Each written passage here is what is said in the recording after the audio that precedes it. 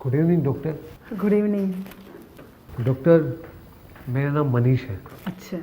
और मैं आप ही के अपार्टमेंट में रहता हूँ, सेकंड फ्लोर पे। ओह, आपने देखा भी होगा मुझे। कैसे आना हुआ मनीष? डॉक्टर, बात दरअसल ये है कि मुझे आपसे कुछ सलाह भी करनी है और कुछ बातें अपने बारे में बतानी भी है। हाँ तो पूछो, क्या पूछना है? डॉक्टर, मेरी शादी हुई थी अभी 1 साल पहले और मेरी वाइफ प्रेग्नेंट है। वाह, ये तो बहुत अच्छी खबर है। जी, और उसका तकरीबन 3 महीने का बच्चा पेट में है। अच्छा। मैं हर चीज़ से खुश हूँ। मेरे पास सब कुछ है, अच्छा परिवार, अच्छी जॉब और अच्छी वाइफ और एक अच्छा बेबी भी मिलने वाला है। तो फिर क्या प्रॉब्लम है मनीष? प्रॉब्लम ये है कि डॉक्टर, मैंने आज तक बचपन से लेकर अभी तक कभी भी किसी लड़की की तरफ नज़र उठा के नहीं देखा। अच्छा। जो मेरे हिस्से का प्यार था वो मैंने अपनी वाइफ को ही दिया और उससे ही प्यार करता हूँ, वो उसके प्रति वफादार हूँ और रहूँगा हमेशा। ये तो बहुत अच्छी बात है मनीष। बस मैं थोड़ा सा आप कहो तो सेक्सी कहूँ या कुछ भी कहूँ, मेरा रोज़ सेक्स करने का मन करता है। और अब मेरी वाइफ प्रेग्नेंट है, 3 महीने का उसके पेट में बच्चा है, तो अब वो हफ्ते 10 दिन से मुझे बिल्कुल पास नहीं आने देती। यहाँ तक कि जब मैं रात को ऑफिस से जाता हूँ ना, वो मुझसे पहले सो जाती है और कभी कभी मैं शुरुआत करता हूँ प्यार करने की, तो बिल्कुल वो चिड़चिड़ी सी हो जाती है, एकदम झला जाती है और कहती है खाना खाओ सो जाओ। जब हम दोनों एक साथ सोते हैं तो यहाँ तक नौबत है कि वो मुझसे पीट करके सो जाती है। उसे पता ही नहीं मैं कब सोया, सुबह कब उठा। और जब मैं उससे बात करता हूँ तो साफ साफ कह देती है कि जब तक हमारा बच्चा नहीं होगा हम सेक्स नहीं करेंगे। लेकिन मैं तो सेक्स के बिना रह ही नहीं सकता। मुझे कम से कम मुझे तो रोज़ सेक्स करने की आदत है। ओह, तो मनीष तुम्हारी ये प्रॉब्लम है, ये कोई बहुत बड़ी प्रॉब्लम नहीं है। अक्सर क्या होता है मनीष कि जब शादी होती है तो लड़की का दिमाग सिर्फ अपने हस्बैंड की तरफ होता है और उससे वो बहुत खुल के प्यार करती है। हाँ, शादी के पहले वो मुझसे ऐसे टूट के प्यार करती थी, मानो कि बस सारी खुशियाँ मिल गई हो। हाँ, फिर प्रेग्नेंट होने के बाद में औरत के हार्मोन्स चेंज होते हैं, उसके अंदर कुछ बदलाव आते हैं, सेक्स की तरफ रुचि कम हो जाती है और सारा ध्यान उसका जितना कॉन्सेंट्रेट करती है वो सिर्फ अपने बच्चे की तरफ करती है। वो बट जाती है, कहने का मतलब ये है। और सेक्स करने में कोई बुराई नहीं है। प्रेग्नेंट औरतें सेक्स नहीं करती ऐसा तो कहीं नहीं लिखा, करना चाहिए लेकिन बड़ी सावधानी के साथ। तो वो मुझसे क्यों नहीं करती? मनीष, ऐसा होता है कि वो कहीं इनसिक्योर फील करती हो कि अगर हम लोग रिलेशन बनाएंगे तो मेरे बच्चे को कुछ हो जाएगा। हो सकता है उसने कहीं कुछ सुन रखा हो जो उसके जहन में उतर गया हो और आपसे ना बांट पा रही हो वो चीज़ें। बहुत सारी चीज़ें एक औरत के जीवन में होती है मनीष। तो वो ऐसा कब तक मेरे साथ नहीं करेगी? नहीं, ऐसा नहीं है कि नहीं करेगी। कम से कम 6-7 महीने की ड्यूरेशन में आप सेक्स कर सकते हैं, लेकिन बहुत सावधानी के साथ, एहतियात के साथ, क्योंकि उस वक्त बच्चा अपनी पूरी ग्रोथ कर चुका होता है। कई बार क्या होता है कि 9 महीने में बच्चा पैदा ना होके कई बार 7 महीने में भी हो जाता है। प्री मैच्योर बेबी उसको बोलते हैं। ऐसा नहीं कि वो जीवित नहीं रहते, वो जीवित रहते हैं क्योंकि वो पूरी ग्रोथ कर चुके होते हैं, सिर्फ उनका टाइम पूरा नहीं होता है। तो उस दौरान 7 महीने के बाद सेक्स करना बंद कर देना चाहिए। 7 महीने तक कोई प्रॉब्लम नहीं है, लेकिन कोई भी ऐसी हरकतें ना करें। जैसे कई बार होता है कि ड्रिंक करके आए, आपको पता ही नहीं है, नशे में है कि आप अपनी बीवी के साथ क्या कर रहे हो, कितना सेक्स कर रहे हो, कितना उसको इरिटेट कर रहे हो। आप नॉर्मल रहो, अपनी बीवी के साथ आओ, प्यार करो और आराम से, सावधानी से, ताकि ना तो बेबी पे कोई असर पड़े ना ही वाइफ पे।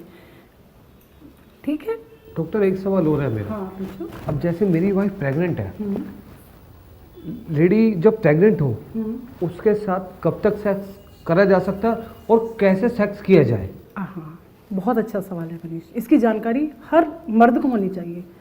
देखो, जब आपकी बीबी प्रेग्नेंट होती है 6 महीने के बाद तक तो नॉर्मल आप सेक्स कर सकते हैं, लेकिन कई बार मर्द का मन होता है कि कभी रिलेशन बना लो तो बहुत ही ज़्यादा एहतियात के साथ, ज़्यादा उछल कूद नहीं करनी चाहिए, ज़्यादा एक लेडीज़ को पुश नहीं करना चाहिए।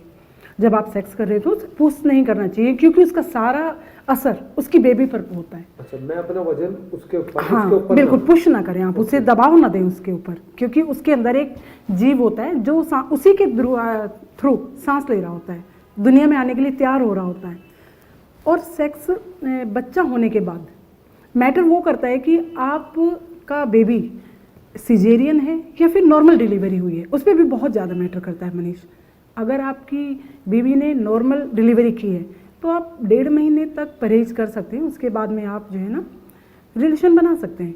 अगर उसका बच्चा सिजेरियन हुआ है, ऑपरेशन से हुआ है, तो आपको कम से कम 3 महीने का परहेज करना बहुत ज़्यादा ज़रूरी है, क्योंकि उस वक्त एक औरत की मांसपेशियां बहुत ज़्यादा कमज़ोर होती हैं। ऑपरेशन के बाद वो बहुत कमज़ोर हो चुकी होती है। अगर आप थोड़ा सा संतुष्टि कर सकें या अपने आप पे कंट्रोल कर सकें, तो अगर आप 6 महीने का परहेज कर दें, उसके बाद आप नॉर्मल लाइफ जी सकते हैं। कोई भी आपको टेंशन नहीं होगी, कोई भी आपको सोचने की, समझने की कोई ज़रूरत नहीं है। आप मज़े से एंजॉय कर सकते हैं और अपनी मैरिड लाइफ जी सकते हैं। डॉक्टर, एक सवाल हो रहा है मेरा आपसे। जो आपकी बातें सुनकर एक सवाल और उमड़ आया। पूछिए मनीष। अब मेरी वाइफ प्रेग्नेंट है, हाँ। 3 महीने का बेबी इसके पेट में। अगर मेरी उसके साथ सेक्स करने की इच्छा है और वो मान लीजिए अभी तैयार नहीं है और मेरी बातों से तैयार हो जाती है, तो मैं उससे किस तरीके से सेक्स करूं? अभी तक तो आपने बताया कि ऐसे नहीं करना चाहिए, पर अगर करूं तो किस तरीके से करूं? हाँ, देखो, उसको बिस्तर पे धीरे से लेटा के और हल्के हल्के आप अपने लाइफ ऑफ पार्ट को जो है, आपका जो लिंग है, उसे हल्के से उसकी योनि में डालेंगे, धीरे धीरे से पुश करेंगे। औरत को कोई भी ऐसा ना हो कि वो ऊंची जगह या नीची जगह है, या फिर आप उसको हल्का सा करवट दिला के भी उसके साथ में सेक्स कर सकते हैं, इससे कोई प्रॉब्लम नहीं होगी।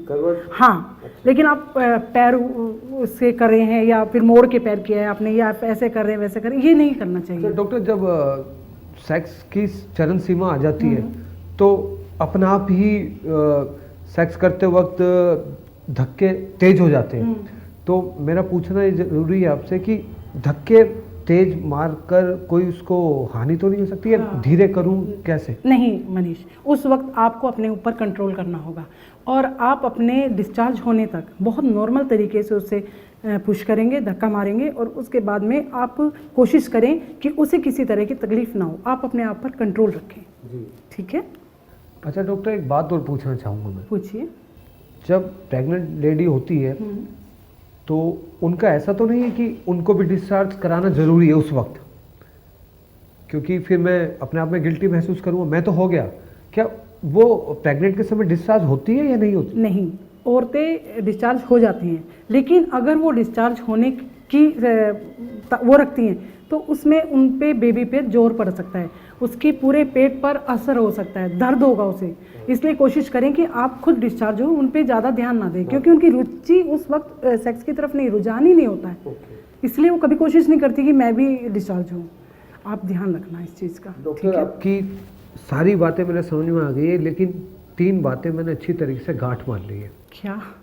पहली बात, सेक्स करते वक्त उत्तेजना बिल्कुल नहीं दिखानी चाहिए, बिल्कुल, और जहाँ तक हो सेक्स कम करूँ। हाँ। तीसरा, मैं उसे प्यार दूँ, ना कि ज़बरदस्ती का। बिल्कुल। और डॉक्टर, इन सब बातों से मुझे लगता है तभी मैं सुखी जीवन जी पाऊँगा। बिल्कुल मनीष।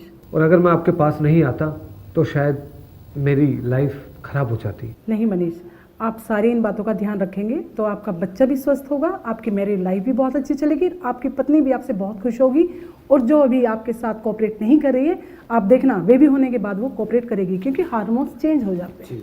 अब मेरा भी एक वादा है, मेरी वाइफ की डिलीवरी आप ही के हाथ से होगी। Thank you. चलिए, थैंक यू। ठीक है, थैंक यू।